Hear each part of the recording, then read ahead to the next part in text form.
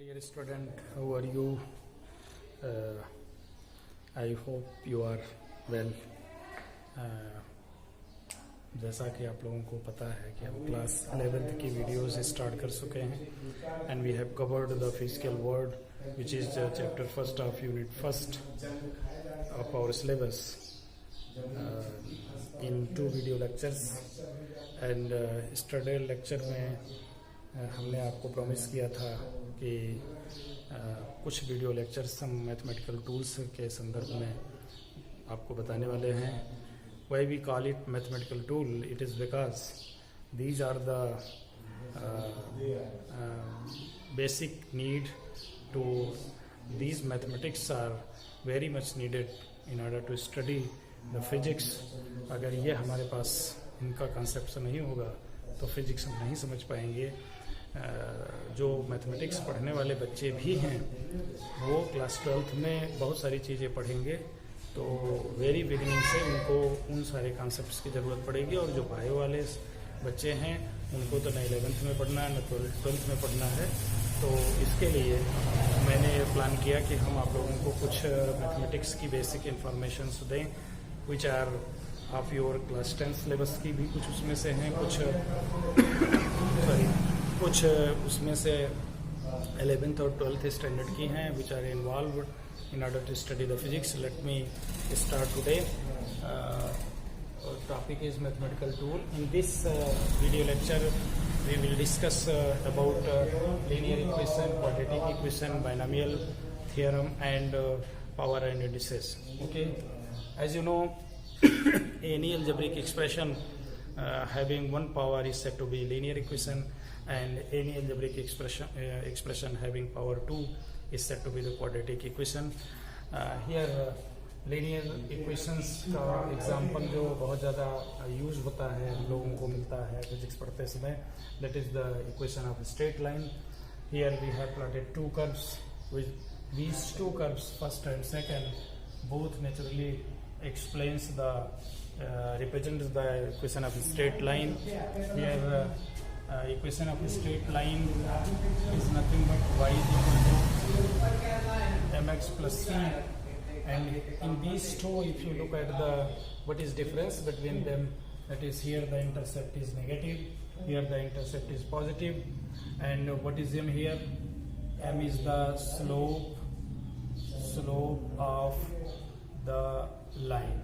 Okay, m slope है और x ध्यान रहे कि स्लोप कैसे जानेंगे. m can be calculated as equal to tan theta tangent of the angle which is formed with respect to x. Okay, and this can be calculated by this formula also, that is equal to delta y upon delta x. So if you look these two expressions, they are very similar curves, parallel आप कह सकते हैं, इनको parallel हैं. What is difference here is that difference is the point, the intercept here is negative, here the intercept is positive.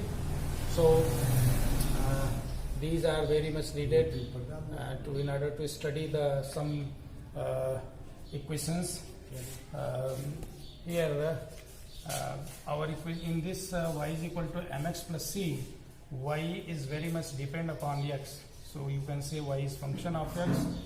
X is said to be the independent variables,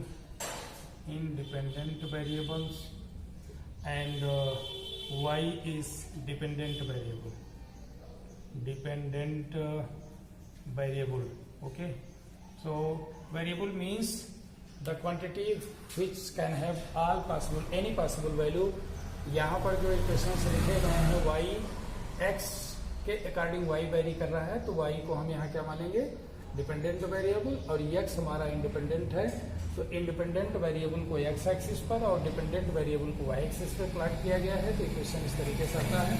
graph plot करना आप लोग सीखे होंगे और graph की ज़रूरत practicals में पड़ती है. यहाँ केवल थोड़ा बहुत समझने की आवश्यकता होती है कि x और y, ये इक्वेशन ऑफ स्ट्रेट लाइन को हम कह सकते हैं कि it is the equation of linear equation of 2 variable. Here 2 variables y and x are there, means one variable will depend upon second so x की एक डेफिनेट वैल्यू लेते जाएं और वाई की करस्पॉन्डिंग वैल्यू मिलेगी और उसको प्लॉट कर लें, तो we will have equation of means curve which is a straight line curve. किसी भी कर्व को प्लॉट करने का that is the best way. Now let us talk about the quadratic equation, how the solution of quadratic equation can be obtained. As here we have written any equation with one variable like ax square plus bx plus c having power power 2 is called quadratic equation. And what are a b c? B c are the coefficients of x square, x and constant. Okay, तो x square का coefficient a है और x का coefficient b है और constant की जगह पर c इस्तेमाल किया गया है. तो how we can solve these algebraic expressions? So there are two methods. First one is the factorization, and the second one is the Sridharacharya. Okay, Sridharacharya was an Indian mathematician. He gave a formula how these expressions can be solved. Let me write the Sridharacharya formula. If any equation of such type, which is called quadratic equation, can be solved as x is equal to minus b plus minus under root b square minus 4ac, okay, upon 2a.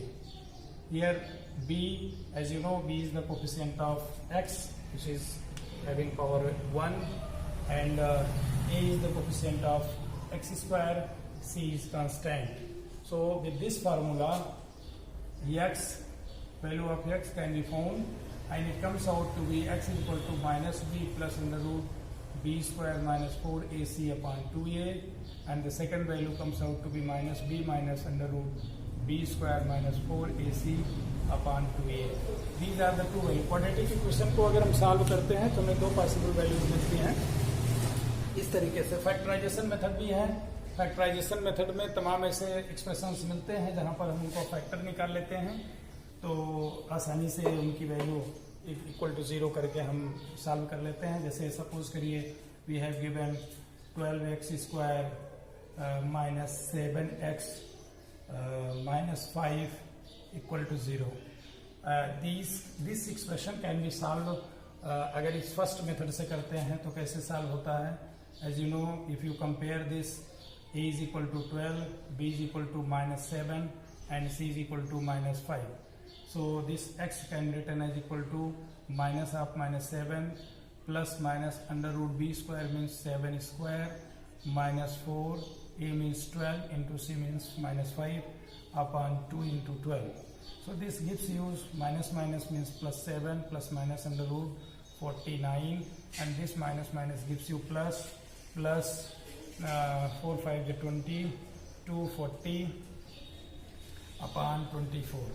Okay, so 289, that gives you 7 plus minus under root 289 upon 24, that gives you 7 plus minus square root of 289 is 17 upon 24, that is 7 plus 17 upon 24, and 7 minus 17 upon 24. So we can have 24 upon 24 and minus 10 upon 24. So we have x की एक value मिलती है 1, and the second value we got is equal to minus 5 upon 12. So this is the one way of solving this equation. Now how the second factorization method की मदद से हम कैसे इसको सॉल्व करेंगे? This can be written as 12x square minus 12 into 5 का product ले लीजिए, that gives you 60, और 12 और 5 को हम पॉजिटिव नेगेटिव क्योंकि माइनस है ये माइनस 60, ऐसा दो कॉम्बिनेशन लेना है इसकी वैल्यू माइनस 7 आ जाए, तो डेफिनेटली माइनस 12 प्लस 5 करें तो minus 7. So we can write this as 12x square बराबर minus 12x plus 7x plus 5x rather, plus 5x minus 5 is equal to 0. That means 12x taken common, x minus 1. Here take 5 common, x minus 1 equal to 0. That means x minus 1 taking common, here 12x plus 5 is equal to 0. So if we put x minus 1 equal to 0, we got x is equal to 1. If we put 12x plus 5 is equal to 0, we got x is equal to minus 5 by 12. So in all, anyway, there are oftenly situations arise while we study the physics that we have to solve these type of equations. So according to the situation, either you use this formula or this formula, आप use कर सकते हैं, but once we should know, that's why I am discussing these factors, these topics. Now let me talk about binomial expansion. Binomial expansion. Why this expansion needed? As you know, a plus b whole square is nothing but a square plus b square plus 2ab. Simply you can write a plus b whole cube is equal to a cube plus b cube plus 3ab a plus b. Powers, if we increase the powers of any sum of two variables or sum of two numbers, then it is not so simple to find their its expansion. तो इसके लिए एक formula बनाया गया जिसको binomial ने दिया, और ये दो पदों के सम का फार्मूला है. Suppose you have been given x plus a two terms power raise to the power n. So this can written as x की power n plus nc1 x raised to the power n minus 1 into a raised to the power 1 plus nc2 x raised to the power n minus 2 a raised to the power 2 plus मान लीजिए rth term निकालना है तो ncr x की power n minus r a raise to the power r plus n1 plus a raise to the power n. तो कुल मिलाकर के ध्यान रहे, जितनी पावर्स अगर n पॉजिटिव है इसमें कितने एक्सपेंडेड टर्म्स होंगे, जितनी पावर्स होगी उससे एक ज्यादा. ध्यान रहे यहाँ पावर 2 थी तो 3 टर्म्स मिले थे, यहाँ पावर 3 है तो we have got 4 terms. Power 4 होगा तो 5 टर्म्स मिलेंगे. तो सिमिलरली अगर n पावर है तो we will got n plus 1 terms. तो what is nc1? ncr is nothing but it is factorial n upon factorial n minus r into factorial r. This factorial की value क्या होती है? Factorial n is written as n minus 1 n minus 2 and so on 3 2 1. Descending order में जितने numbers हो जाए उनको multiply कर लें, that gives you the factorial. Likewise suppose factorial 3 is equal to 3 into 2 into 1 that is 6. Factorial लिखने का एक और तरीका है, दैट इज फैक्टोरियल सपोज 2 और factorial 4, that means 4 into 3 into 2 into 1 that is 3 2 जा 6 4 जा 24.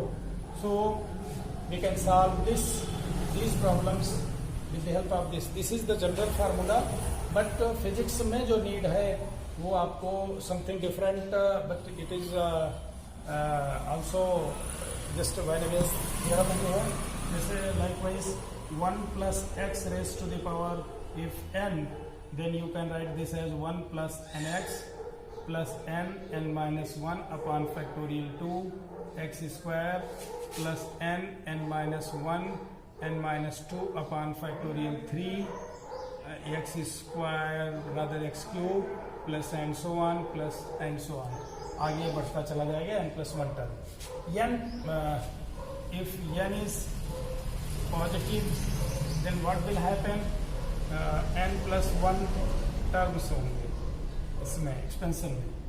if n is negative then infinite terms होंगे पूरे एक्सपेंशन में. एक्सपेंडेड जो टर्म्स होंगे एक्सपेंशन में n प्लस 1 टर्म और इन्फिनिट टर्म होंगे. If we take the approximation is that if suppose मान of x is very very small small comparison to m, then what will happen?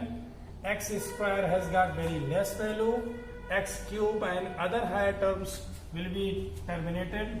Higher order terms will be terminated. Okay, terminated. इसको terminate कर देंगे तो we will got 1 plus x raised to the power n is equal to 1 plus nx, provided mod of x has got value very less comparison to 1. तो इनकी जरूरत हमको बहुत जगह पड़ती है. और फॉर एग्जाम्पल आपको हम बताएं, जैसे मान लीजिए एक्सीलरेशन ड्यू टू ग्रेविटी का वेरिएशन जब हम लोग पढ़ रहे होते हैं तो with height g dash comes out to be g RE square upon RE plus H का whole square. How one can solve this? तो इसको हम ऐसा करते हैं, जी RE स्क्वायर अपॉन, यहाँ RE को बाहर ले लें तो RE स्क्वायर बाहर होगा, 1 plus H upon RE whole square. This cancel out, so G dash comes out to be G upon 1 plus H upon RE whole square, that is G 1 plus h upon RE whole raised to the power minus 2. Here n is something different, negative. ध्यान रहे, अगर ये अर्थ है तो यहाँ से कितनी height पर ऑब्जेक्ट को ले गए हैं, वहां पर या हम हैं, वहां पर g डैश है वैल्यू, अर्थ पर g है, तो ये h कंपैरेटिवली जो अर्थ की रेडियस है उससे बहुत कम है. तो इसको हम अगर करें, we will find that g is equal to 1 minus 2 h upon RE. Since h upon RE has got value very 1 less than 1, n का मल्टीप्लाई कर दिया तो प्लस माइनस 2 इंटू एक्स हो गया. x की वैल्यू बहुत कम है, तो इस तरीके से ये बाइनोमियल एक्सपेंशन की बहुत आवश्यकता पड़ेगी आपको जगह जगह पर. इसलिए मैंने इसको बताने की कोशिश की. इस पर बेस्ड जो भी न्यूमेरिकल्स बन सके आप इसको ट्राई करिएगा. Now let us talk about power and indices. What power and indices? As you know, power, suppose you have given 2 raised to the power 2, 2 raised to the power 5. What does it means? This is called base. इसको क्या बोलते हैं? Base. And 2 is called 2, या यहाँ पर base इसका 2 है, base 2 है, और इंडेक्स क्या है? 5 है. इस इंडेक्स को प्लूरल फॉर्म में इंडेसेस बोलते हैं. Okay, so power 2 raise to the power, जो एक्सपोनेंट इसके ऊपर रेज किया जाता है, that is called indices. There are a lot of formula which one should know. जैसे ही हम स्टार्ट करेंगे डायमेंशनल एनालिसिस, तो इसमें अगर ये आपको ध्यान नहीं है, यद्यपि दो it is syllabus of 7th standard, but बच्चे भूल जाते हैं, इनकी आवश्यकता पड़ती है. Let me talk about some basic formula, that is a and b 2 numbers हैं. a raise to the power m है, b raise to the power n है. They are product of them, so this can be written as a raise to the a एक ही है, a raise to the power m, a raise to the power n, तो we can write this as a raise to the power m plus n. If a raised to the power m divided upon a raised to the power n, that gives you a raised to the power m minus n. ये divide का symbol लगाएं, वैसे लगाएं, इसको आप ऐसे भी लिख सकते हैं, raised to the power m upon a raised to the power m. That gives you power difference. एक first, this one is the second, and third one is the a raised to the power m whole raised to the power n. This is written as a raised to the power m into m. ध्यान रहे, this formula is very very much precautions required. यहाँ हमें दो अलग अलग same base की numbers की powers हैं, पावर्स डिफरेंट हैं, इंडेक्स इनके डिफरेंट हैं, but they are multiplied to each other. तो हमें क्या करना है, सेम बेस पर उनकी पावर्स ऐड हो जाएगी. अगर सेम बेस पर अलग अलग पावर्स की जो नंबर्स हैं उनका हमें रेशियो लेना है, तो base having remain same, but we take the difference of their indices. Here a raised to the power m, एक मान लीजिए कोई नंबर है, a बेस है, उसकी पावर है, और होल की पावर अगर हम n लिख रहे हैं, that means अब यहाँ पर रादर देन मल्टीप्लाई एडिंग और सब्ट्रैक्शन ए पावर्स जो है मल्टीप्लाई हो जाएगी. So these are the 3 basic formula. Out of these 3 formula one should know any number having power 0 is equal to 1. either it is variable or constant. let a be the variable. अगर a variable है तो भी उसकी power अगर हम 0 कर देंगे that gives you 1. if 5 raised to the power 0 that means 1. 100 raised to the power 0 that gives you 1. तो ये जानना बहुत जरूरी है. किसी भी नंबर व्हाट द नंबर में भी उसको बेसिस मानते हुए अगर उसकी पावर हम कुछ इंडेक्स लगा दें 0 तो दैट गिव्स यू ऑलवेज 1. ये इंपॉर्टेंट चीज है. और second thing which I want to discuss with you is suppose you have been given 0.1 raised to the power 3. Okay, what does it means? It means that 0.1 into 0.1 into 0.1. Students जब भी पूछिए तो क्या करते हैं? They have only written 0.3. It doesn't mean power means इस base का इस पूरे इसकी वैल्यू जो होगी बेसिस की पावर जो एक्सपोनेंट या इंडेक्स लगाए हैं that determines that how many means index determines that how many times the basis is multiplied. So it means power 3 है, index 3 है, it means 0.1 is multiplied by 3 times. So it gives you 0.001. Okay. Suppose you have been given -1 raised to the power -1. How it can be solved? -1 raised to the power -1 means हमें सबसे पहले क्या करना होगा? We have taken this as positive power. -1 raise to the power 1 हो गया, जो negative था वो पॉजिटिव हो गया, and that gives you 1 upon -1 that is -1. सो अगर हमारी जो किसी भी बेसिस पर पावर्स नेगेटिव हैं तो उनको डायरेक्ट सॉल्व करने का कोई तरीका नहीं है. First we make the power we ensure the power positive by taking their reciprocal and then find their values. These are the things which are very oftenly used in each and every calculation whenever we are dealing in physics. So that I want to discuss with you, and some other mathematical tools we will discuss further in next our video lectures. Today बस आज इतनी सी बात आपको करनी थी. अब you will try to solve the problems related to straight line equation, how the straight line equation can be plotted, how y is calculated by knowing v, how slope of any straight line can be calculated, when intersection point is taken positive, when it is negative, and what is a quadratic equation, how it can be solved by Sridharacharya rule and by factorization method, and what is binomial expansion, how binomial expansion can be solved or taking an approximation will be terminated, other higher terms will be terminated. So and power and indices. So आप इनको अभी देखिए आप लोग 11th में हैं, अभी आपके पास स्टार्टिंग में टाइम भी है, तो कुछ समय दे करके अगर आप इनको प्रैक्टिस कर लेंगे तो physics will become more simpler.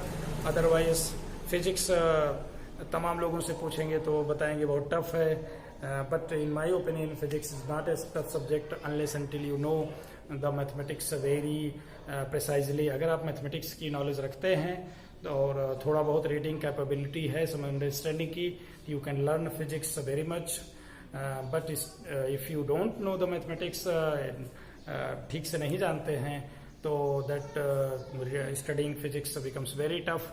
तो हम ये मानेंगे कि आप लोग अपना ये जो अभी का स्टार्टिंग टाइम है, बेसिक मैथमेटिकल टूल्स जो मैं पढ़ा रहा हूँ, या आपको जहाँ भी कहीं मटेरियल्स मिले, किताबों में, टेक्स्ट में, अर्लियर क्लासेस में, तो आप इन टॉपिक्स को फोकस करिए. क्योंकि as far as my opinion जो चीज़ें रिक्वायर्ड होंगी उनका हम अभी से डिस्कस कर देना चाहते हैं. क्योंकि मैथमेटिक्स के स्टूडेंट भी 11th में वो मैथमेटिक्स नहीं पढ़ेंगे तो how problems can be solved in physics. So that's all today. Okay.